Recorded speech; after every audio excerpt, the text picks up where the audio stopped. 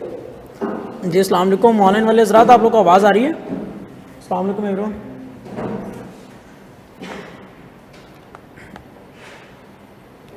कैसे हैं जी आप लोग? All good? जी सर बता दें, आवाज़ आ रही है अगर आप लोगों को तो?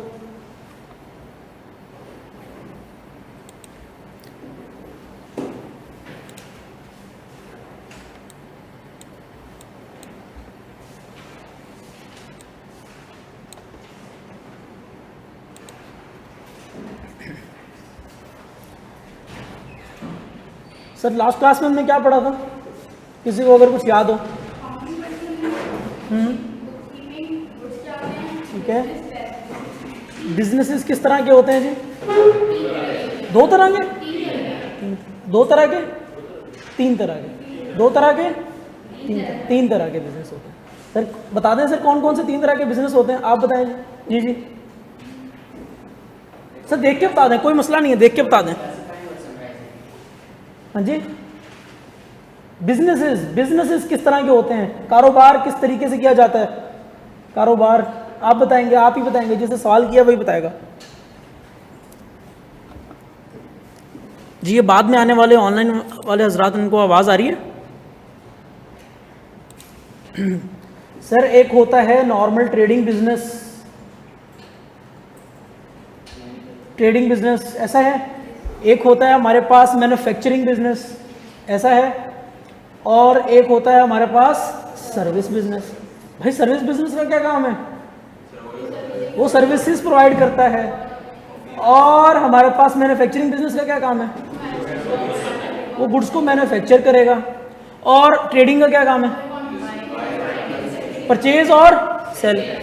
लेकिन क्या अकाउंटिंग हर तरह के बिजनेस में होती है? अगर नहीं होगी तो हिसाब किताब नहीं रख पाएंगे चीज़ों का, ठीक है। इंटरनेशनल अकाउंटिंग स्टैंडर्ड से आप कंप्लाई नहीं कर पाएंगे, ठीक है जी। तो सिनेरियो ये है सर, आ जाए हमारे एक बार ज़रा सब बच्चे आ जाएं। माशाल्लाह सुबह नींद से उठ के आए हैं। फजर में कौन कौन उठता है? फजर में कौन कौन उठता है? सारे कोशिश किया करें सारे उठ जाएं, वरना बहुत बड़ा दिन होता है यार। फजर के बाद अभी 9:30 मतलब 4 घंटे। आपके आने से पहले मैं रिकॉर्डिंग करवा चुका हूँ एक। चलें सर अकाउंटिंग क्या होती है? अकाउंटिंग होता है चीज़ों को रिकॉर्ड करना, क्लासिफाई करना, समराइज करना। किस किस्म की चीज़ों को? क्या हर तरह की चीज़ को? नहीं सर, जो फाइनेंस से रिलेट होगी, जो फाइनेंशियल नेचर की होगी, उसको रिकॉर्ड करना। उसके ऊपर हमें बहुत तरह के स्टैंडर्ड दिए गए हैं कि इस चीज़ को ऐसे रिकॉर्ड करना है, इस चीज़ को ऐसे रिकॉर्ड करना है। ऑब्वियसली हमारे सिलेबस में ही है, हम आगे जाके पढ़ेंगे उन चीज़ों को। लेकिन क्या कोई भी इंफॉर्मेशन हवा में अगर उड़ती हुई आएगी तो उसको रिकॉर्ड कर लेंगे? नहीं सर, जो हमसे परटेन करती है, हमारे बिजनेस से परटेन करती है और वो फाइनेंशियल नेचर की है तो उसको रिकॉर्ड करना है। अब हाँ, लेकिन ट्रांजैक्शन में वो स्पेसिफाई नहीं करेंगी आप कि ट्रांजैक्शन सिर्फ और सिर्फ ट्रांजैक्शन नहीं, क्योंकि आपको चीज़ों को क्लासिफाई भी करना है। ट्रांजैक्शन को तो रिकॉर्ड कर लिया, लेकिन उसकी क्लासिफिकेशन भी इंपॉर्टेंट है, ऐसा ही है उसकी क्लासिफिकेशन। और उसको फिर एट द एंड रिजल्ट्स निकालने के लिए समराइज करना भी उतना ही इंपॉर्टेंट है, ठीक है जी। हाँ रिपोर्टिंग है, बिल्कुल है। इंटरनेशनल फाइनेंशियल रिपोर्टिंग स्टैंडर्ड्स, कभी IFRS का नाम सुने? तो असल में जब आप चीज़ को उस हद तक समराइज कर लेंगे तभी आप उसको रिपोर्ट कर पाएंगे अपनी रिपोर्ट में, फाइनेंशियल रिपोर्ट में, जिसके अंदर फाइनेंशियल स्टेटमेंट्स होती हैं। उसके साथ फिर कुछ और भी चीज़ें होती हैं, सिर्फ नंबर्स नहीं होते। अगर मैं बात करूं कि मुझे नंबर को समराइज करना है, ये कोई सेंस बना रही है बात? नंबर्स को मैं समराइज कर सकता हूं यार? नंबर्स तो नंबर्स हैं, वो तो वैसे के वैसे ही रहेंगे। समरी मुझे किस चीज़ की देनी है? असल में उस समरी देनी है उस नॉन फाइनेंशियल नेचर की चीज़ों की। जैसे कि सर मेरे पास सेल्स बढ़ी हैं, तो क्यों बढ़ी हैं? अगर मुझे इसकी वजह बतानी है, सेल्स तो बढ़ गई हैं भाई, कितने से बढ़ रही हैं? तो 2 फिगर्स होंगी ना, एक को दूसरे से कंपेयर करके बताऊंगा भाई देखो यहां से यहां तक बढ़ गई। सिंपल बात कर रहा हूं। अगर मेरे कारोबार में सेल्स होती हैं और आज इस साल थी 100 रुपए की सेल, अगले साल थी 200 रुपए की सेल, मैंने दोनों फिगर्स को दिखाया, फाइनेंशियल नेचर की बात होगी। लेकिन अगर मुझे इसकी वजह भी बतानी है उसी रिपोर्ट के अंदर के क्यों बढ़ी, तो क्या वो मैं अंग्रेजी में लिख रहा हूँगा? अंग्रेजी में लिख रहा हूँगा, तो उस चीज़ को पर्टिकुलरली क्या कहते हैं सर, समराइज करके अल्टीमेटली उससे रिजल्ट जो निकालेंगे उसको फिर रिपोर्टिंग भी कह देते हैं। अच्छा सर, हमारी अपनी बातों को ज़रा आसान रखते हैं। सर गुड्स का हमने पढ़ा था, गुड्स होती हैं कुछ, बिल्कुल पढ़ा था। सर बिजनेसेस होते हैं, उनका काम क्या होता है, मकसद क्या होता है बिजनेसेस का? प्रॉफिट, बिल्कुल प्रॉफिट है जी। हाँ।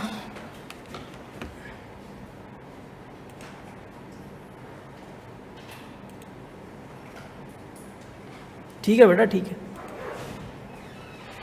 आ जाए आ जाए। तो सर प्रॉफिट मेकिंग होते हैं बिजनेस, सर मैन्युफैक्चरिंग बिजनेस और ट्रेडिंग बिजनेस और सर्विस प्रोवाइडिंग बिजनेस। अब अपने ज़हनों को ज़रा सा खोल लेना है, क्योंकि अब हम बातें ज़रा एडवांस करेंगे, ठीक है जी। बच्चों वाली बातें हमने कर ली। अच्छा मुझे ये बताएं, अभी आपने तो शायद सुना था थोड़ी देर आने से पहले कि एक जो मैं अभी सवाल रिकॉर्ड करा रहा था कि पार्टनर्स होते हैं बिजनेस में, सुना है ऐसा कभी ज़िंदगी में सुना है आप लोगों ने अपनी आम जिंदगी में कि कारोबार में क्या पार्टनरशिप, आपके अब्बू ने और आपके चाचू ने मिलके एक कारोबार स्टार्ट कर दिया, तो क्या दोनों उसके अंदर पार्टनर होंगे? आपने और आपके किसी दोस्त ने मिलके, सर अगर 2 या 2 से ज्यादा लोग मिलके कोई कारोबार स्टार्ट करें, पार्टनरशिप।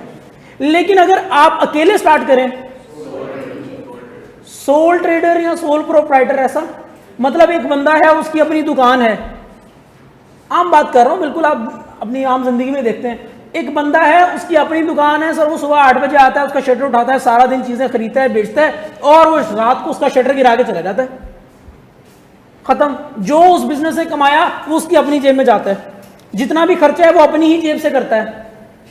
मेरी बात समझ आ रही है? कोई मुश्किल बात तो नहीं कर रहा यार। जब एक इस तरह का बिजनेस होगा जिसका मालिक एक ही बंदा है, जिसके सारे के सारे रिवॉर्ड्स क्या होते हैं बिजनेस के अंदर, कोई बता सकता है? आम जहन में जो आता है बता दें। प्रॉफिट, बिल्कुल। सबसे रिवॉर्ड का बात सुनते ही, जो रिवॉर्ड का वर्ड सुनते ही पहला लफ्ज क्या आता है? प्रॉफिट। और जिसके सारे के सारे रिस्क से क्या आते हैं जहन में? लॉस। भाई जिसके सारे के सारे रिस्क या जिसके सारे के सारे रिवॉर्ड्स एक ही बंदे के हैं, जो उसको कंडक्ट कर रहा है, जो उसके ऊपर काम कर रहा है, विच मीन्स कि एक बंदा आया, दुकान खोली, कमाया सारा दिन, सारा ग्राहक आए, उनको डील किया और बंद करके चला गया, घर चला गया, महीने बाद हिसाब किया, जो भी प्रॉफिट आया उसका अपनी जेब में। किसी को देना है इसमें से? नहीं देना। तो ये बंदा असल में कौन सी फॉर्म ऑफ बिजनेस कर रहा है? तो इसको यहां पे हमारी अकाउंटिंग ने क्या नाम दिया? सोल प्रोप्राइटरशिप, मतलब टाइप ऑफ बिजनेस स्ट्रक्चर। एक तो हमने पढ़ा कि sir type of businesses with respect to activities, कि कौन सी एक्टिविटी करेगा तो क्या कहलाएगा। एक्टिविटी वो ये कर रहा है कि सर वो सर्विस दे रहा है तो सर्विस बिजनेस। एक्टिविटी वो ये कर रहा है कि वो रॉ मटेरियल खरीदता है, मैन्युफैक्चर करता है, बोटल्स की पैकिंग करता है और फिर बेचता है, मैन्युफैक्चरर। और एक एक्टिविटी ये है कि एज इट इज चीजें खरीदी और एज इट इज अपना मार्जिन रखा, अपना प्रॉफिट रखा और बेच दी, इसका मतलब ट्रेडिंग बिजनेस। ये तो था कि एक्टिविटी कैसे परफॉर्म कर रहा है, लेकिन अब हम बात कर रहे हैं कि उसका स्ट्रक्चर कैसा है। स्ट्रक्चर भाई, या तो अगर अकेला बंदा काम कर रहा होगा तो उसको क्या बोलेंगे? Sole proprietor. और अगर ज्यादा लोग मिलके काम कर रहे होंगे और अपना प्रॉफिट शेयर कर रहे होंगे, भाई 100 रुपया कमाएंगे, 50 तुम्हारा 50 मेरा। भाई अगर लॉस आया तो 30 तुम्हारा 70 मेरा, हो सकता है, अपना अपना हिसाब किताब हो सकता है। क्या पता जब बिजनेस को स्टार्ट करना था तो उस बंदे ने 30% डाला हो और मैंने 70% डाला हो, तो अब जब लॉस है तो लॉस भी उसका 30 और मेरा 70। तो जब 2 बंदे मिलके कारोबार कर रहे हैं तो उसको क्या कहलाएंगे? सर वो चीज कहलाती है पार्टनरशिप। अच्छा, और सर एक होती है कंपनी। कंपनी क्या होती है सर? कंपनी सर ये होती है जिसको आप एक इदारे में जाके रजिस्टर करवाते हैं और उसके बेतहाशा कौन होते हैं? यार आपको तो आती है अकाउंटिंग, ऑनलाइन वालों को पता था कौन होते हैं? बेतहाशा शेयर होल्डर्स। नाम सुना है कभी जिंदगी में शेयर होल्डर्स का? अगर किसी ने नहीं सुना तो वो ये घबराए नहीं, बिल्कुल नहीं घबराए, वो पूछ सकता है सर, ठीक है जी। ऑनलाइन वाले हज़रात प्लीज इन्वॉल्वमेंट रहनी चाहिए यार। चलें जी, ठीक है। अकाउंटिंग तो आती है आप लोगों को, फिर मसला क्या है? सर हम डरे हुए हैं आप लोग, सीए से कुछ भी नहीं होता। अच्छा जी, तो सर एक कंपनी जिसको आप रजिस्टर करवाते हैं, मेरे भाई लास्ट वाले भाई, सर मेरी बातें समझ आ रही हैं? क्या मैं आप तक एक्सेसिबल हूँ? थोड़ा सा आप चेयर को इस तरफ भी कर सकते हैं, कोई मसला नहीं है, ठीक है जी। तो एक कंपनी जिसको एक इदारा है हमारे पाकिस्तान में, security exchange commission of Pakistan, SECP, sir वो इदारा उस पर्टिकुलर बिजनेस को क्या करता है, अपने पास रजिस्टर करता है, और उसके क्या होते हैं फिर शेयर होल्डर्स होते हैं। यार शेयर होल्डर का मतलब है कि मेरे पास ये अगर शेयर है ना, ये अगर इसको शेयर कहते हैं, इसको अगर शेयर कहते हैं, तो यार ये जिसके पास है वो, मैं ये रिमोट होल्डर। इसी तरह एक शेयर होगा, एक पर्चा होगा, उसको क्या बोलेंगे, शेयर होल्डर। भाई वो शेयर होगा तो क्या इसका मतलब ये है कि वो जो बिजनेस है उसके शेयर्स होंगे, शेयर्स होंगे। भाई क्या पता लाखों शेयर्स हों, क्या पता करोड़ों शेयर्स हों, जितने भी शेयर्स हों, आपके पास 10,000 शेयर्स, आपके पास 5,000 शेयर, उसके बाद 2,000, उसके पास 1,000, मेरे पास 3 लाख, उसके पास 4 लाख, इसके पास 5 लाख, किसी के पास कितने भी शेयर्स हो सकते हैं। तो बेतहाशा जब लोग उसके ऑनर होंगे तो वो क्या कहलाती है, कंपनी। एक बंदा होगा तो सोल प्रोप्राइटर, सोल प्रोप्राइटर, और अगर 2 लोग मिलकर प्रॉफिट शेयरिंग कर रहे हैं तो पार्टनर्स, और अगर एक ऐसा स्ट्रक्चर है बिजनेस का जिसको वो एक इदारे में रजिस्टर करवाते हैं और उसके शेयर होल्डर्स होते हैं, वो क्या कहलाएगी, कंपनी। अगर आपको ये बातें समझ आती हैं तो एक बार इस सारी बात को रीड करें, आपके जो सामने लिखी हुई है।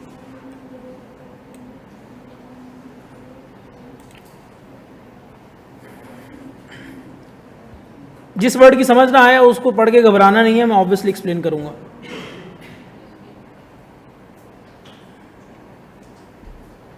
घबरा जाते ना यार आप लोग, इसलिए मैंने जरा काट दिया यहाँ पर, ठीक है। Sir owned by 1 person, owned by 1 person, मेरा ख्याल है नोट्स ओपन कर लेने चाहिए। जी बेटा, जी वो पार्टनरशिप कहलाती है। वो बेटा जितना भी प्रॉफिट आता है वो आपस में शेयर कर लेते हैं, वो पार्टनरशिप उनकी होगी। जिसका जितना शेयर होगा पार्टनरशिप में उसका उतना प्रॉफिट होगा, बाद में उसका उतना ही लॉस होगा बाद में। अब ऑडिट फर्म्स में जब आप जाते हैं, ऑडिट फर्म पाकिस्तान में एज अ कंपनी रजिस्टर नहीं हो सकती, उसके ऊपर रिस्ट्रिक्शन है। तो वो कैसे रजिस्टर होती है, partnership, as a partnership registered होती है। आप भी जब जाते हैं, आपकी भी इंडक्शन होगी KPMG में, आपकी भी होगी, आपकी भी होगी, आपकी सबकी होगी इंडक्शन। तो सर आप किसी और पार्टनर के पास होंगे, आप किसी और पार्टनर के पास होंगे। अच्छा ये जो पार्टनर्स हैं आपस में, इनका क्या होगा, शेयर होगा ना उस बिजनेस में, उस KPMG में शेयर होगा। भाई एक पार्टनर का 50% है, एक पार्टनर का 40 है, एक पार्टनर का 10 है, अगर 3 पार्टनर है तो। अदरवाइज अगर ज्यादा है तो जिसका जितना शेयर है उतना उसका प्रॉफिट। तो अच्छा इसमें एक लिमिट है, ये आपने बहुत अच्छा सवाल किया कि सर ऐसे तो बहुत सारे पार्टनर्स होंगे तो ये कंपनी होनी चाहिए। तो मैंने इसका जवाब आपको पहले ही दिया था कि ऑडिट फर्म्स को पाकिस्तान में रिस्ट्रिक्शन है एज अ कंपनी रजिस्टर होने की। अच्छा अब उससे भी अगली बात, आपने कहा बहुत सारे पार्टनर्स हैं, शेयर होल्डर्स की जो तादाद है ना नॉर्मली वो सैकड़ों में होती है, सैकड़ों में होती है। सैकड़ों मतलब समझते हैं हजारों में, ठीक है। किसी भी एक कंपनी के अगर आप शेयर होल्डर्स की लिस्ट देख लेंगे तो उसमें वो शेयर होल्डर भी है जिसके पास एक शेयर है, और एक कंपनी के पास तो 1 मिलियन मिलियंस ऑफ शेयर्स होते हैं जो उसने इशू किए होते हैं लोगों को। मेरी बात समझ आ रही है? तो इस तरह से हमें डिफरेंशिएट करना है कि कौन सी चीज जो है वो पार्टनरशिप है, कौन सी चीज जो है वो सोल प्रोप्राइटरशिप है, और कौन सा स्ट्रक्चर जो है वो कंपनी है। तो सर आ जाए यहां पे कुछ लिख लें मेरे साथ।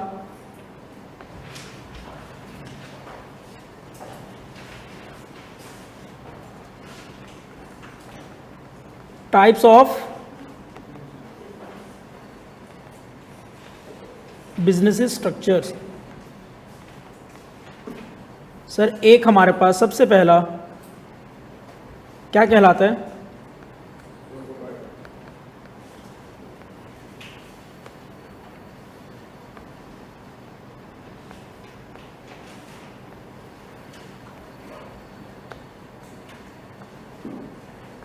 सोल प्रोप्राइटरशिप, और दूसरा क्या कहलाता है,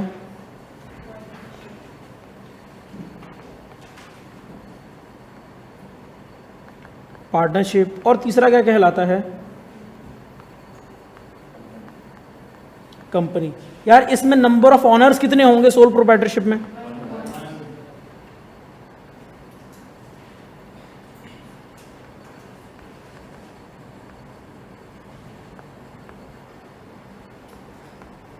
owned by 1 person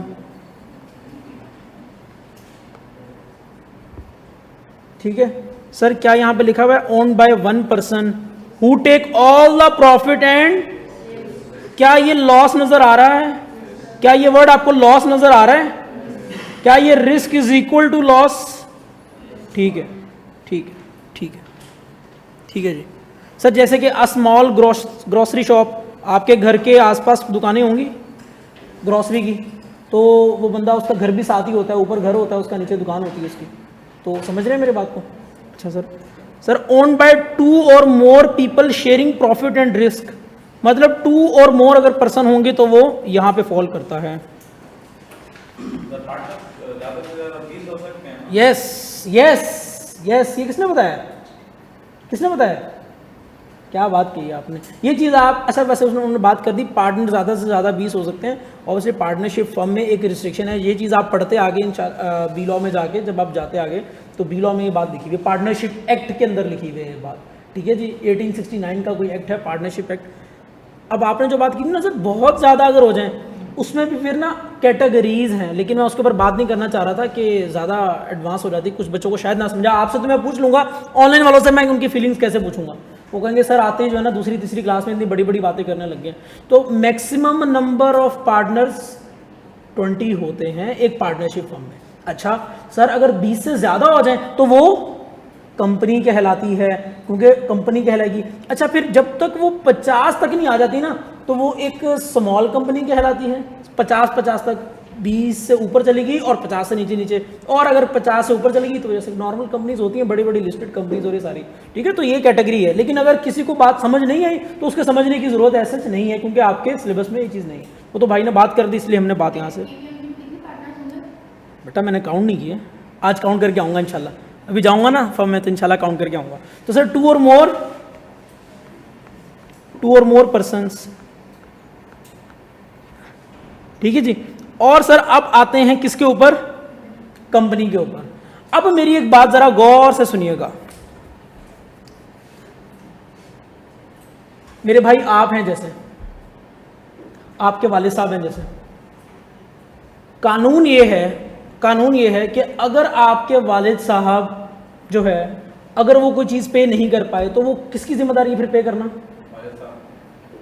वालिद साहब। क्यों? क्योंकि वो लायबल हैं, वो अलग हैं और आप अलग हैं, दोनों अलग अलग है ना। ऑब्वियसली आप अगर 18 ईयर से बड़े हैं, 18 साल से आप ऊपर हैं, आप मेजर हैं, आप माइनर नहीं हैं, मेरी बात जरा गौर से सुनिएगा, तो आपकी लायबिलिटीज, आपके रिस्क आपके फादर के रिस्क उनके। इसी तरह जब एक कंपनी बनती है तो वो कंपनी अपने ऑनर्स से सेपरेट होती है, सही है। अब इस बात का मतलब क्या है कि सर सेपरेट होती है, विच मीन्स कि कंपनी को एक आर्टिफिशियल पर्सन समझा जाता है। जैसे आप हैं, जैसे मैं हूं, जैसे ये हैं, जैसे वो सब हैं। भाई क्या मैं किसी बंदे के पास जाके ट्रांजैक्शन कर सकता हूं? कर सकता हूं ना ट्रांजैक्शन, ठीक है, मैंने उसको पैसा देना है, उसने मुझे पैसा लेना है, आप जाके कर सकते हैं। इसी तरह एक कंपनी, क्योंकि वो एक आर्टिफिशियल पर्सन है, तो वो भी जाके ट्रांजैक्शंस कर सकती है, वो भी जाके कॉन्ट्रैक्ट कर सकती है किसी के साथ। ये बात सबको समझ आई है? कंपनी अपनी इंडिपेंडेंट कैपेसिटी में रहते हुए, कंपनी समझे, आप ये समझ लेंगे, मैं अगर बोल रहा हूं ARTT एक कंपनी है, तो भाई ARTT एक कंपनी होने का मतलब ये है कि सर अहमद और बाकी उसके पार्टनर्स सेपरेट हैं, वो अलग हैं, और ARTT एक सेपरेट एंटिटी है। सपोज कर लेते हैं किसी और कंपनी का नाम लेके, सपोज कर लेते हैं जैसे सर हमारे पास यूनिलीवर है, ठीक है। अब यूनिलीवर कंपनी का नाम सबने सुना हुआ है, अब उसके बेतहाशा शेयर होल्डर्स हैं। मेरा आपसे सिंपल सवाल यह है, आपको क्या लगता है अगर यूनिलीवर जो है वो अपने डेट्स पे ना कर पाए, अब सर डेट्स क्या होता है, अगर अपना वो उधार ना चुका पाए तो वो कौन देगा? कोई भी नहीं देगा। एक जवाब आया मुझे, कोई भी नहीं देगा, और बिल्कुल सही जवाब है भाई। क्यों? क्योंकि कंपनी एक सेपरेट पर्सन होता है और उसके शेयर होल्डर्स एक सेपरेट पर्सन होते हैं। इसीलिए तो हम जाके इसको रजिस्टर करवा रहे हैं। एक पर जैसे आपका CNIC है, आपका CNIC आपका है, मेरा है, सबका है। इससे जिसका नहीं है कोई मसला नहीं, बन जाएगा। मतलब आपका स्मार्ट कार्ड है, वो भी नहीं है, वो भी बन जाएगा, मसला नहीं है। तो भाई जिसका जैसे हमारा CNIC होता है नॉर्मली, इसी तरह एक कंपनी का भी एक रजिस्ट्रेशन नंबर होता है। मेरी बात समझ आ रही है? जैसे आपके शनाख्ती कार्ड में लिखा हुआ है ना कि आप इस सूबे से बिलोंग करते हैं, आपकी गली ये है, इसी तरह कंपनी का भी एक रजिस्टर्ड एड्रेस होता है। जैसे जो जो चीजें आपके आईडी कार्ड के ऊपर लिखी हुई है ना, वही सारी चीजें कंपनी की भी होती है। मेरी बात समझ आ रही है? सब बराबर है यहाँ पे? ये ऐसा कुछ सोच सकते हैं, ऐसा कुछ सोच सकते हैं, लेकिन एक मिनट आप मुझे दिए कैसे के लिए। हमने क्या बात की कि भाई अगर कंपनी अपना उधार ना चुका पाई कभी जिंदगी में, तो उसका उधार कोई भी और पे नहीं करेगा, क्योंकि कंपनी एक सेपरेट पर्सन है और उसका जो शेयर होल्डर है वो एक सेपरेट पर्सन है। अब एक सवाल आया, और सवाल यह है कि अगर कंपनी नहीं पे कर पाई तो सब मिलके दे देंगे ना उसका पैसा। ये कहां से सुने हुए आपने वर्ड्स? कहां से सुने हुए ये वर्ड्स? अरे वाह यार, मतलब बहुत अच्छी अच्छी बातें पढ़ी हुई हैं मेरे सामने जो लोग बैठे हुए इन्होंने। कंपनीज के कुछ स्ट्रक्चर होते हैं। एक वो कंपनी होती है जो लिखवा देती है अपने जब शनाख्ती कार्ड पे लिखवा देती है कि अगर मैं कुछ ना पे कर पाई ना तो तुम किसी और से नहीं ले सकते, बस मेरे तक ही है महदूद। और एक कंपनी वो होती है जो अपने शनाख्ती कार्ड में लिखवा देती है अगर मैं ना पे कर पाई ना तो तुम किससे ले लेना, मेरे शेयर होल्डर से ले लेना। तो आपके सवाल का जवाब यह है कि बिल्कुल ऐसी कंपनीज एग्जिस्ट करती हैं कि अगर वो खुद ना पे कर पाई तो उनके शेयर होल्डर से। लेकिन नॉर्मली जो मैं समझाना चाह रहा हूं वो ये कि कंपनी एक सेपरेट एंटिटी है और उसके ऑनर जो हैं, जो उसके शेयर होल्डर्स हैं, वो एक सेपरेट एंटिटी है। ये बात सबको समझ आई है? तो इसको लॉ ने या उसको अकाउंटिंग ने एक छोटा सा वर्ड दिया, बोला कि कंपनी क्या होती है, सेपरेट लीगल एंटिटी होती है। मतलब आप इसके खिलाफ केस भी कर सकते हैं। अगर आपको पता हो कि कोई मैन्युफैक्चरिंग कंपनी बहुत ज़्यादा धुआं कर रही हो तो वहाँ के आसपास के जो रेजिडेंट लोग होते हैं ना, जो आसपास जो गांव में देहात में जो लोग रह रहे होते हैं, वो भाई जाके केस भी कर देते हैं कि हमारे यहाँ पे पॉल्यूशन इतनी हो गई है, अगर कंपनी का जो वेस्ट है वो बहुत ज़्यादा है, ठीक है, पानी की फॉर्म में, और वो नहरों में छोड़ रही है और वो तालाब में छोड़ रही है और वो नालों में छोड़ रही है, तो इससे उनके ऊपर केस भी हो जाता है। तो केस क्या उसके सारे शेयर होल्डर्स पे होता है? वो तो होता है कंपनी के ऊपर। उसको डिफेंड कौन करेगा फिर? खुद कंपनी करेगी। सही है, खुद कंपनी। अच्छा, अब कंपनी कोई ऐसा पर्सन तो नहीं है जो हमारे जैसा चलता फिरता पर्सन, उसको संभालने वाले कुछ लोग होते हैं। फिर उसको संभालने के लिए कुछ लोग होते हैं जो उसके डेली के जो मैटर्स होते हैं, जो मामलात होते हैं, जो फैसले होते हैं, वो कर रहे होते हैं। बिल्कुल, बोर्ड ऑफ डायरेक्टर्स होते हैं उसके। तो ये वो आम बातें हैं जो आप नॉर्मली सुनते हैं और समझते हैं और देखते हैं अपने इर्द गिर्द के माशरे में। तो सर मुझे ये बताएं कि क्या आपको सेपरेट लीगल एंटिटी का वर्ड समझ आता है? सेपरेट लीगल एंटिटी का मतलब ये हुआ कि ये अपने ऑनर्स से क्या है, इंडिपेंडेंट है। ठीक है जी, इंडिपेंडेंट है।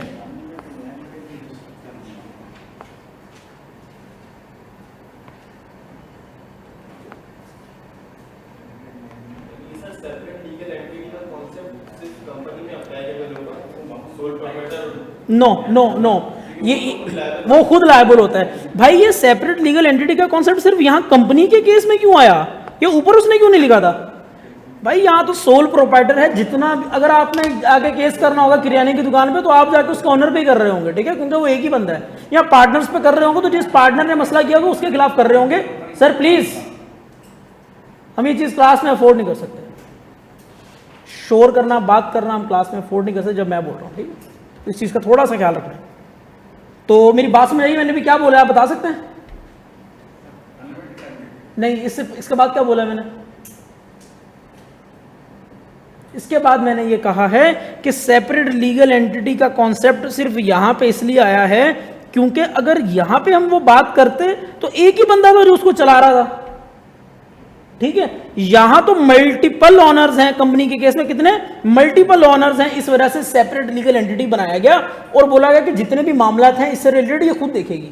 इसका अपना एक अपना पेज होगा, इसकी अपनी एक सील होगी, इसके अपने साइन होंगे। किसी से ट्रांजैक्शन करने जाएगी अपना ठप्पा लगाएगी उसके ऊपर। बात समझाइए? तो ये बातें इसको सर अपने पास नोट करें प्लीज, ये जो सामने लिखा हुआ है।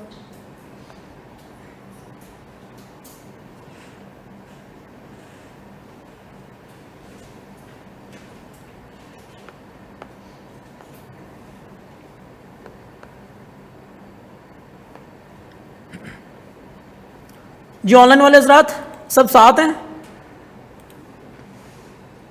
अरे हमजा अवैस, इतने बड़े बड़े नाम ले रहे हैं आप, मतलब मैं ज्यूम कर रहा हूँ कि आपको बिल्कुल जीरो से लेकर चलना है, लेकिन आप माशाल्लाह जो है कोई लाइबिलिटी कह रहा है, कोई बोर्ड ऑफ डायरेक्टर्स कह रहा है, कोई नंबर ऑफ पार्टनर्स भी बता रहा है। माशाल्लाह टैलेंटेड बच्चे हैं यार सारे, और सब सही बता रहे हैं, सब सही बता रहे हैं। मैं किसी को वो नहीं कह रहा कि कोई गलत बता रहा है, सब सही बता रहे हैं। लेकिन इंशाल्लाह आगे जाके बस जब मैं समझाऊंगा तब इन चीज़ों को समझ लीजिएगा, ठीक है। कंपनी के डेट शेयर होल्डर्स पे करेंगे या नहीं, प्लीज़ क्लैरिफाई। बेटा मैंने बताया दो तरह की कंपनीज होती हैं। एक कंपनी वो है जो अपने शनाख्ती कार्ड में लिखवा देगी कि अगर मैं पैसा पे ना कर पाई तो किससे ले लेना, मेरे शेयर होल्डर से ले लेना। और एक वो कंपनी है जो कहेगी नहीं, इन लोगों की लायबिलिटी क्या है, लिमिटेड है, जितना मेरे पास साजो सामान पड़ा है, जितने मेरे असासे हैं बस उतना वो बेच के ले लो, इन लोगों से ना लेना। तो सर इसमें तो शेयर होल्डर्स के जो पैसा हो वो भी चलेगा, चला जाएगा, वही बात है ना, अल्टीमेटली शेयर होल्डर चला जाएगा, बिल्कुल जाएगा, बिल्कुल जाएगा, बिल्कुल जाएगा, बिल्कुल जाएगा, सही कह रहे हैं आप। ठीक है सर, यहां तक ऑनलाइन वाले हज़रात मुझे बता दें, सब साथ हैं? अगर दुआ बेटा आपको समझ आ गया, सबने नोट करिए। पार्टनरशिप में कोई लायबिलिटी वगैरह होगी ना? बिल्कुल बिल्कुल बिल्कुल बिल्कुल बिल्कुल, लेकिन अभी हम उसके ऊपर बात नहीं कर रहे हैं। अभी तो हम देख रहे हैं कि स्ट्रक्चर क्या है बिजनेस का, कि किस फॉर्म में वो कमाना चाहता है, किस फॉर्म में मिलके वो अपने प्रॉफिट शेयर करना चाहता है। यार एक बार सारे बता दें प्लीज।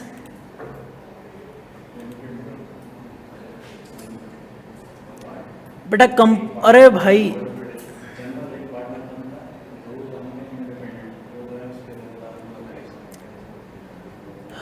चलें सर आगे आ जाएं। ऑर्गेनाइजेशन क्या होती है, किसी को पता है? ऑर्गेनाइजेशन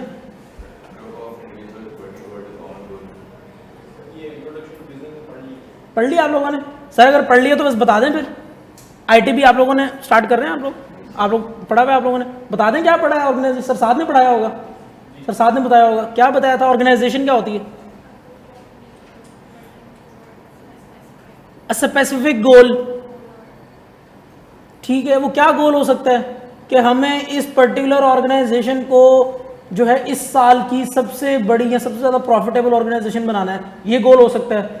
इस साल की वो ऑर्गेनाइजेशन बनाना है जिसने नंबर ऑफ फीमेल्स ज़्यादा हायर किए हो, जिसने इक्वल अपॉर्चुनिटी दी हो, इक्वल अपॉर्चुनिटी के एम्प्लॉयर बने हो हम, जिसने बहुत ज़्यादा प्लांटेशन की हो पूरे साल में, कार्बन एमिशन के ऊपर काम किया हो, इस तरह की बातें। गोल होता है ना, कोई भी गोल दे सकते हैं आप किसी कंपनी को। तो मेरी बात समझ आ रही है? ग्रुप ऑफ पीपल जो मिलके किसी एक मकसद के लिए काम करते हैं, ठीक है जी। तो ऑर्गेनाइजेशन क्या होता है? Group of people working together to achieve a specific goal and और परफॉर्म अ टास्क, मतलब उनको एक गोल दिया जाता है, उसके ऊपर वो काम करते हैं, ठीक है। तो अगर वो आपसे ये डेफिनेशन एज इट इज बता के पूछ ले, या आपको बोले कि व्हाट इज ऑर्गेनाइजेशन और 4 नीचे ऑप्शन दे दे, और यहाँ पे स्पेसिफिक की बजाय जो है जनरल लिख दे, तो आप इन दोनों में फर्क कर पाएंगे? इन दोनों में फर्क कर पाएंगे? और आप एक चीज को टिक कर पाएंगे वहां पे पेपर में रहते हुए? तो सर ये सिनेरियो है। आगे आ जाए सर, टाइप ऑफ ऑर्गेनाइजेशंस। अभी कल कुछ बच्चों ने बात की थी कि सर कुछ नॉन प्रॉफिट ऑर्गेनाइजेशंस भी होती हैं, कुछ नॉन प्रॉफिट ऑर्गेनाइजेशंस भी होती हैं। बिल्कुल ठीक है बेटा, बिल्कुल ठीक है, बिल्कुल हमजा ऐसा ही है, ठीक कह रहे हैं आप। तो कहते हैं कि टाइप ऑफ ऑर्गेनाइजेशन हमारे पास कुछ होते हैं बिजनेस ऑर्गेनाइजेशन जिसका काम क्या होता है? प्रॉफिट बनाना, और कुछ होते हैं नॉन बिजनेस, ठीक है जी। ये सिनेरियो है। तो इन्होंने करना क्या है? प्रॉफिट कमाएंगे। और नॉन फॉर प्रॉफिट वो क्या करेंगे? वो लोगों से दुआएं लेंगे।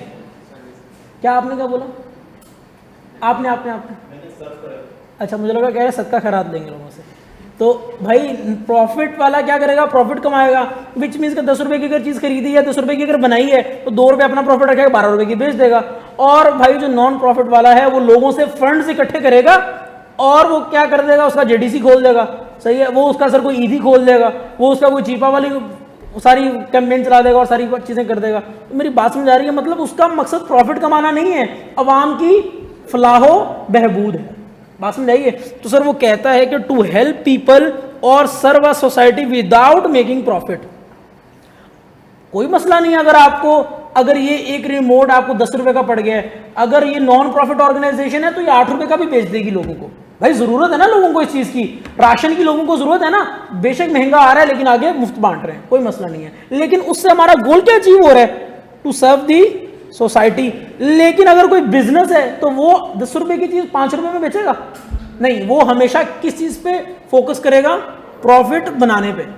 बात समझ आ रही है? तो सर इन दोनों को अपने साथ में लिख लें, बिजनेस ऑर्गेनाइजेशन और non for profit organisation, not for profit organisation. एक का काम है प्रॉफिट बनाना और दूसरे का काम है विदाउट मेकिंग एनी प्रॉफिट लोगों को सर्व करना। ऑब्वियसली बिजनेसेस होते ही इसलिए कि वो प्रॉफिट कर पाए, और अगर वो प्रॉफिट नहीं करेंगे तो उसका नाम क्या होगा? Non business organisation, which means के एनपीओस का नाम सुना हुआ है? Not for profit organisations.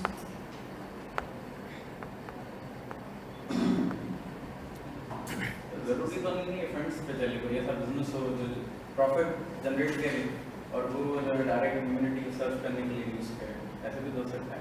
नहीं, ऐसा नहीं हो सकता, ऐसा होता नहीं नॉर्मली। अगर वो प्रॉफिट ही जनरेट कर रहा है, अगर वो इतना खैर खो है तो प्रॉफिट ना जनरेट करे। अगर वो नीडी उस तक पहुंचाया नहीं, वो तो फिर उसकी डोनेशन वाली एक्टिविटीज हो गई ना, वो तो उसकी डोनेशन वाली एक्टिविटीज हो गई, तो वो तो एक सेपरेट चीज़ है कि यार एक बिजनेसेस डोनेट नहीं करते हैं। जब सैलाब आता है तो क्या कंपनीज बड़ी बड़ी वो सर्व नहीं करती, वो डोनेशन नहीं देती हैं सर। उनको उनके अपने बेनिफिट्स हैं डोनेशन देने के, वो भी बिला वजह डोनेशन नहीं देती, उनको बेनिफिट्स होते हैं इस चीज़ के, ठीक है। तो ये एक सेपरेट बात है। लेकिन हम तो बात कर रहे हैं कि बिजनेस का स्ट्रक्चर कैसा है यार, उसका मकसद क्या है बनने का? क्या ये प्रॉफिट बनाने के लिए बना है या ये लोगों को सर्व करने के लिए बना है?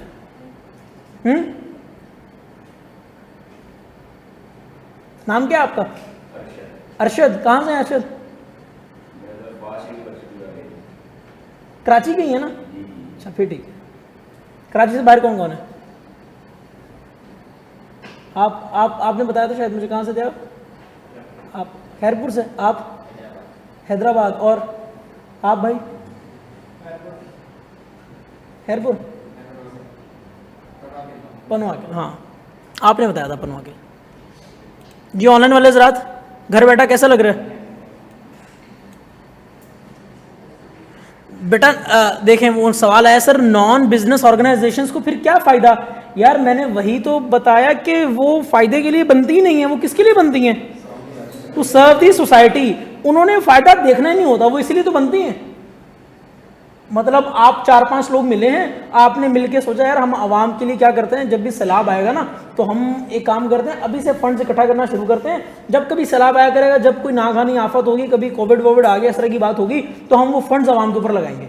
आपने ये सोच लिया और आप उसके लिए फंड्स इकट्ठा करने। आपने कहा 1 रुपया हमारे ऊपर हराम है अगर 1 रुपया भी अपनी जेब में डालेंगे। ऑब्वियसली वो तो अपनी पर्सनल एक्टिविटी होगी ना आपकी, आप डाल रहे होंगे तो फिर यही सारी चीज़ें जो भी। लेकिन आपने सोचा क्या? आपका मकसद क्या था? और आप किस बेसिस पे गए गवर्नमेंट के पास कि देखो मैं इस तरह का एक इदारा बनाना चाह रहा हूं? वो बोलेगा अगर अच्छा कंपनी बनानी है तो कंपनी बनानी है तो फिर तुम प्रॉफिट जनरेट करोगे। ऑब्वियसली तुम प्रॉफिट जनरेट करोगे तो कंपनी जाओ एसईसी के पास जाकर रिकॉर्ड करवा लो अपना आप। मेरी बात समझ आ रही है?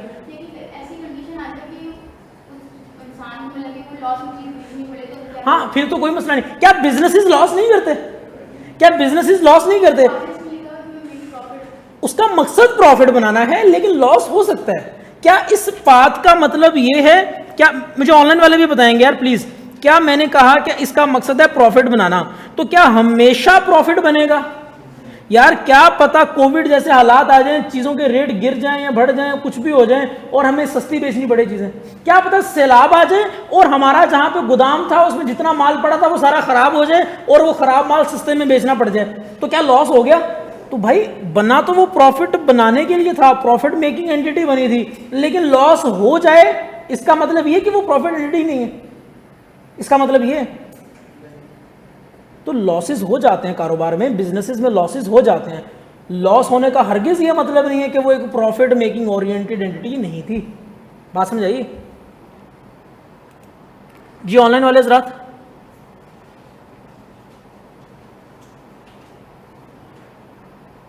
बेटा एससीसीपी भी सॉरी जो एनपीओज हैं ये भी एससीसीपी के पास रजिस्टर होते हैं। इनका सेक्शन डिफरेंट है, इनका सेक्शन डिफरेंट है, जिस सेक्शन के अकॉर्डिंग ये जाता है।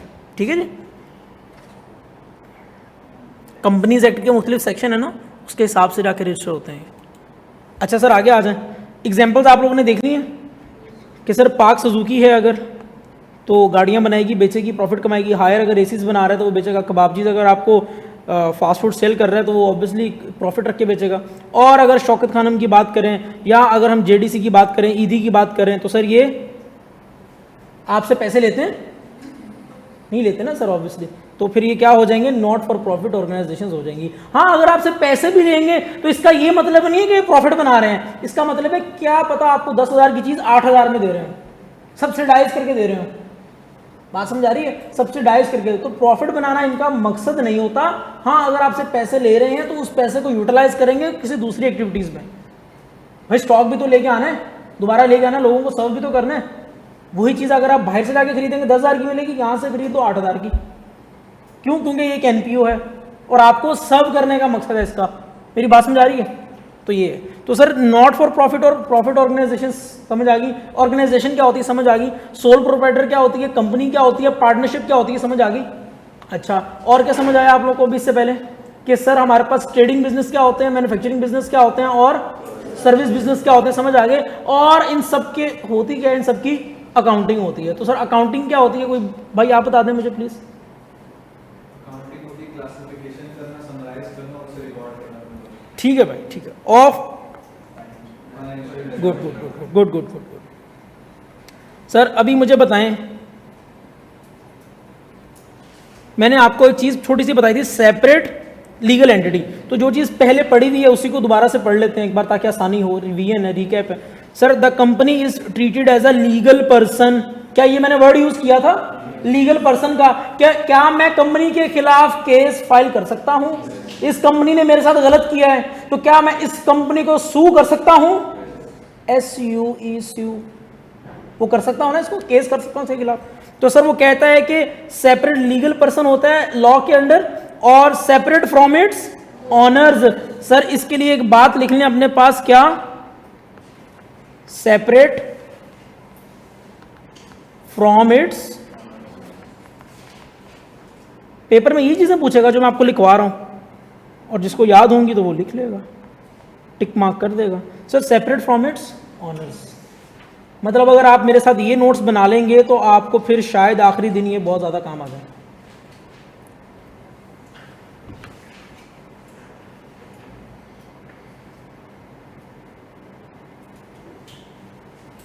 हाँ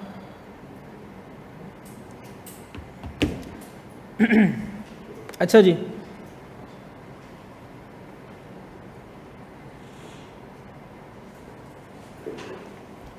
सर सेपरेट बिजनेस एंटिटी, इस कॉन्सेप्ट को समझना जरूरी है। अब जरा किताबें और पेंसिलें छोड़ दें, मेरी जरा बात सुन लें। एक बिजनेस है, एक कपड़े की दुकान है, कोई और दुकान लेके आनी है तो बता दें। किसी के अब्बा की कोई दुकान है यहाँ पे? नहीं है तो मेरे अब्बा की है, चलो उसकी वो ले आते हैं, ठीक है। तो एक कपड़े की दुकान है, एक ऑनर, एक बंदा है उसकी। अब वो उसकी क्या कर रहा है? अकाउंटिंग कर रहा है। एक ही बंदा है, अकाउंटिंग कर रहा है बिजनेस की, बिजनेस वही रन करता है। आपको मैंने बताया कि सारे रिस्क उसके, सारे रिवॉर्ड उसी के, विच मीन्स के मेरे फादर के, ठीक है। एक बात कर दी सिंपल। लेकिन मुझे आप एक चीज बताएंगे, क्या ये बिजनेस और हमारा घर ये दोनों सेपरेट चीजें हैं? ये भी दोनों एक हैं? सोच के बताएं प्लीज। नहीं बिल्कुल, आप क्या पता सही भी कह रहे हो। अगर मैंने बोल दिया सोच के बताएं तो इसका मतलब ये नहीं आपने गलत बताया होगा। सर क्या हमारा बिजनेस और क्या हमारा घर, घर का मतलब जहां हम रह रहे हैं, जहां पे हमारे घर में पैसा आ रहा है, राशन डल रहा है, सब कुछ हो रहा है, क्या ये दोनों सेपरेट है या एक है? सेपरेट है। विच मीन्स कि अगर मेरे फादर उसी बिजनेस में से, उसी दुकान में से हर रोज 5,000 रुपया निकाल के ले आते हैं, ओहो ये मैं वर्ड लेना नहीं चाह रहा था लेकिन चले सही। सर अगर मेरे फादर रोज डेली रात में जब दुकान बंद करके आते हैं तो उस बिजनेस में से 5,000 रुपए निकालते हैं उस दराज में से और घर ले आते हैं, तो मुझे बताएं क्या इसकी कोई रिकॉर्डिंग नहीं होगी? होनी चाहिए या नहीं होनी चाहिए यार? अदरवाइज तो मैं समझ रहा हूं कि मेरा घर भी वही है, मेरा बिजनेस भी वही है, सब कुछ वही है। तो अगर मैं इस 5,000 को रिकॉर्ड नहीं करूंगा, ये नहीं देखूंगा कि यार ये ऑनर की जेब में जा रहा है, वापस जा रहा है, उसको यूटिलाइज कर रहा है, या ये बिजनेस में रह के दोबारा से री इन्वेस्ट हो रहा है, इस 5,000 का मजीद और माल खरीदा और प्रॉफिट बनाया और बेचा, या फिर निकाल के राशन डाल दिया घर में, तो क्या दोनों एक ही बातें हैं? तो मुझे बताएं कि एक चाहे बिजनेस का ऑनर भी है भाई, वो अपने बिजनेस से तो अलग है ना। लीगल एंटिटी होने का मतलब है कि वो लीगली अलग है, लॉ की नजर में वो चीज अलग है। कंपनी अलग लीगल एंटिटी है, विच मींस कि वो एक सेपरेट पर्सन है, एक आर्टिफिशियल पर्सन है। जैसे मैं किसी एक बंदे के खिलाफ केस कर सकता हूं, ऐसे मैं कंपनी के खिलाफ भी केस कर सकता हूं। लेकिन अगर मैं यही बात उठा के ले आऊं अपने बिजनेस में, तो भाई अगर मैंने एक सोल प्रोप्राइटर पे केस करना है तो उसी पे करना है ना, उसी पर्टिकुलर बंदे पे करना है। लेकिन मेरा पर्सपेक्टिव कुछ और है। अभी मैं ये कह रहा हूं कि मुझे बताएं कि क्या मेरा बिजनेस और मेरा घर दोनों अलग अलग है? तो क्या अगर मैंने अपने बिजनेस में कोई ऐसी एक्टिविटी परफॉर्म की जिससे पैसा निकाल के मैं अपने घर में ले आया, तो क्या इसको रिकॉर्ड नहीं होना चाहिए? होना चाहिए। तो जब इसको रिकॉर्ड होना चाहिए तो यहां पे एक बात करता है कि भाई जो बिजनेसेस होते हैं ये सेपरेट होते हैं फ्रॉम इट्स ऑनर्स, मतलब होते हैं डिस्टिंक्ट फ्रॉम इट्स ऑनर्स। तो ये अप्लाई होता है हर तरह के बिजनेस के ऊपर, चाहे इंडिविजुअल हो, पार्टनरशिप हो और कंपनीज हो। एक भाई ने वर्ड लिया था अभी एक छोटा सा ड्राइंग्स का, तो आगे इंशाल्लाह ये वर्ड आएगा और मैं मजीद भी एक्सप्लेन करूंगा और इसकी फिर डेबिट और क्रेडिट भी देखेंगे, सब कुछ देखेंगे। एक बंदा जब बिजनेस में पैसा डालता है ना, तो उस पैसे से जब वो बिजनेस करता है, सब कमाता है, प्रॉफिट बनाता है, तो जब वहां से पैसा निकालता है तो उसकी भी कोई ना कोई रिकॉर्डिंग होती है, उसकी भी कोई ना कोई अकाउंटिंग होती है, जिसको हम क्या नाम दे रहे हैं? ड्राइंग्स का। कि मतलब ड्रॉ कर लिया पैसा, ड्रॉ कर लिया आपने, उस दराज से पैसा निकाल लिया, और कुछ पैसा जब डाला तो उसकी भी एंट्री होती है। ठीक है, उसको हम क्या कहते हैं? वो क्या लेके आया? अपना कैपिटल लेके आया बिजनेस के अंदर, अपना पैसा लेके आया बिजनेस के अंदर। तो कुछ सर ये बेसिक बातें जो मैंने आप लोगों के साथ की हैं अभी, मुझे आप लोग बता दें कि अगर समझ आई हैं, कोई कंफ्यूजन, कोई परेशानी, कोई मसला, ऑनलाइन वाले हजरात प्लीज।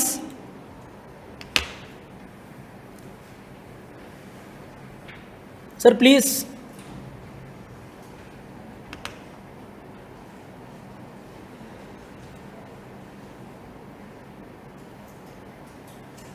शाबाश बेटा, इतने लोग माशाल्लाह एक्टिवली पार्टिसिपेट कर रहे हैं, अच्छा लग रहा है।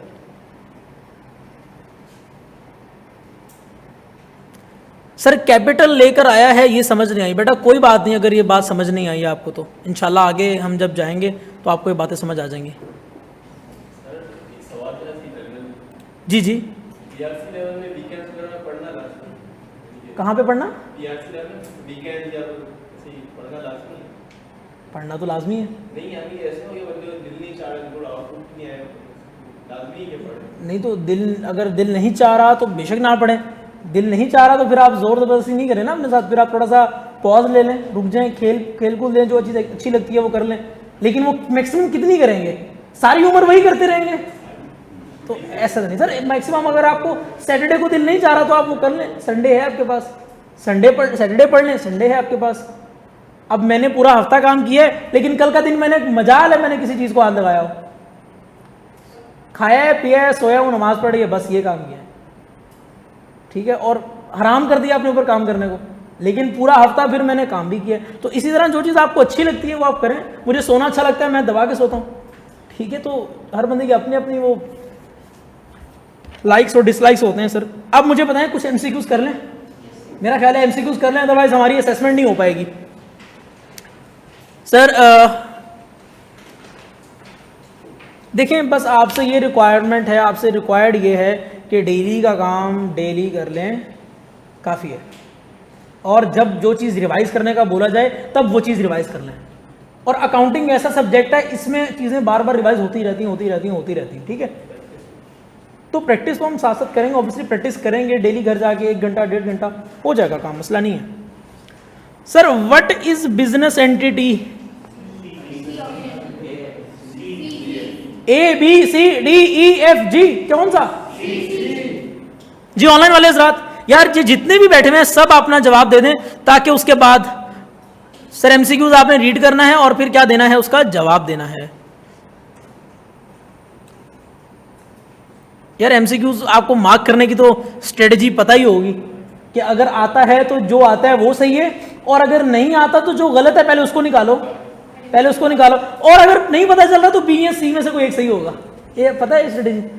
तो ऐसा नहीं होता वैसे, मतलब लाजमी नहीं है। सी सी सी सी हुरिया बेटा, मुस्फिरा दुआ सबने बोला है सी, और सी नूर ने जी, जैन ने ए बोला है। जैन पता नहीं क्या बोल दिया आपने, ये तो सी क्यों भाई, सी क्यों? An organisation to carry out business activities, या कोई legal person created by law. यार ये तो लग रहा है मुझे कंपनी की बात करने लगा है कुछ, क्या ये कंपनी होती है? तो इसका मतलब ये तो ऑप्शन नहीं है, ये गलत हो गया। ठीक है जैन। अच्छा, type of a non profit organisation, यार ये तो नॉन बिजनेस एंटिटी होती है, क्या ये नॉन बिजनेस नहीं होती? तो हमने ये भी गलत कर दिया, ये भी क्या कर दिया, गलत कर दिया। सर गलत करने की भी तो रीजन है ना, तो रीजन आपके सामने है। और अ ग्रुप ऑफ इंडिविजुअल जो कि सोसाइटी को सर्व कर रहे हैं, ये भाई ये तो एनपीओ होता है, इसलिए इसको भी गलत कर दिया। तो बचा क्या? और सी सही करने की रीजन क्या है? क्योंकि उन्होंने बिजनेस एक्टिविटी करनी है, तो सी ऑप्शन। बात समझ आ गई सर? अच्छा, विच of the following is an example of a manufacturing business?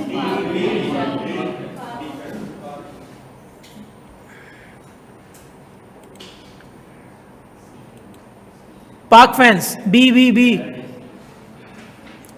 चलें सर, ठीक है, बिना किसी आर्गुमेंट के, अरे सर एक मिनट सर, जेल ने छुपा दिया, बिना किसी आर्गुमेंट के बी। ठीक है, किसी को कोई मसला परेशानी? पीआरसी लेवल पे ऐसे ही आते हैं, उसको टेंशन ही नहीं, आसान आता है, तो मसला नहीं होगा आप लोग। आप समझ रहे होंगे सर, ये तो एफएससी की प्री मेडिकल से भी ज़्यादा आसान चीज़ें पढ़ा रहे हैं आप, तो ये सिर्फ इसी लेवल के मज़े हैं, उसके बाद ऐसे मज़े नहीं है। ठीक, तो परेशान नहीं होना। विच टाइप ऑफ ऑर्गेनाइजेशन, यार देखे ना, अगर हम आते ही बच्चों को डरा देंगे तो फिर बच्चा आगे कैसे आएगा? बच्चा आगे आएगा तो फिर डरेगा ना, तो हमें बच्चे को लेके भी आना है ना सीएम में। तो देखें sir, which type of organisation does not aim to earn profit? यार ये बिजनेस होती है, यार ये नॉन बिजनेस होती है। यस सर, गलती से मैंने सही बता दिया, यही होती है। ठीक है sir, non business organisations which means के एनपीओज, नॉट फॉर प्रॉफिट ऑर्गेनाइजेशंस। ठीक है। अच्छा, what is the concept of a separate business entity? Separate legal entity पूछा है मैंने, क्या यहां पे सेपरेट लीगल एंटिटी का वर्ड है? और लीगल होता तो उसका आंसर कुछ और होता, और बिजनेस है तो इसका आंसर कुछ और है, विच मीन्स कि सर इसका क्या आंसर है? ये बताएं, ये बताएं। ऑनलाइन वाले हज़रात प्लीज बी बी बी। चलें सर, ठीक है, आप लोग को आता है यार, मैं क्या गलत भी नहीं कर सकता अब आप लोगों को। सर ये ले, क्यों? क्योंकि सर बिजनेस एंटिटी की ये डेफिनेशन हमने पढ़ी है। यार ये क्यों नहीं? ये तो सेपरेट लीगल पर्सन की बात कर रहा है, सेपरेट लीगल पर्सन। बात समझ आइए?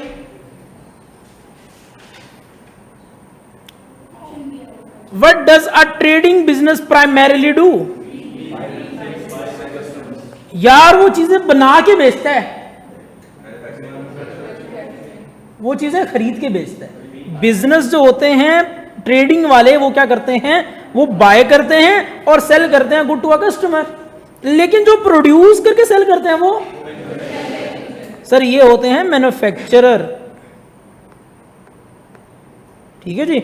और सर जो लीगल सर्विसेज दे रहे हैं, जैसे लॉ की फर्म्स हैं, सर ये तो सर्विस बिजनेसेस हैं, सर्विसेज सर्विस बिजनेसेस, ऐसा ही है जी। और सर ये एनपीओ, तो फिर बचा कौन सा? बी, ऐसा है। और सर लास्ट वाला, which of the following concept applies to companies? अरे एक बंदे की कंपनी नहीं हो सकती,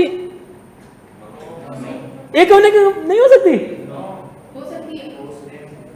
हो सकती है। अभी बच्चे हैं आप, हो सकती है, लेकिन वो सिंगल मेंबर कंपनी कहलाती है, वो एसईसीपी में रजिस्टर करवानी पड़ती है। कोई मसला नहीं सर, लेकिन जो कॉन्सेप्ट स्पेसिफिक टू कंपनीज है वो कौन सा है कि कंपनी होती क्या है? Separate legal entity.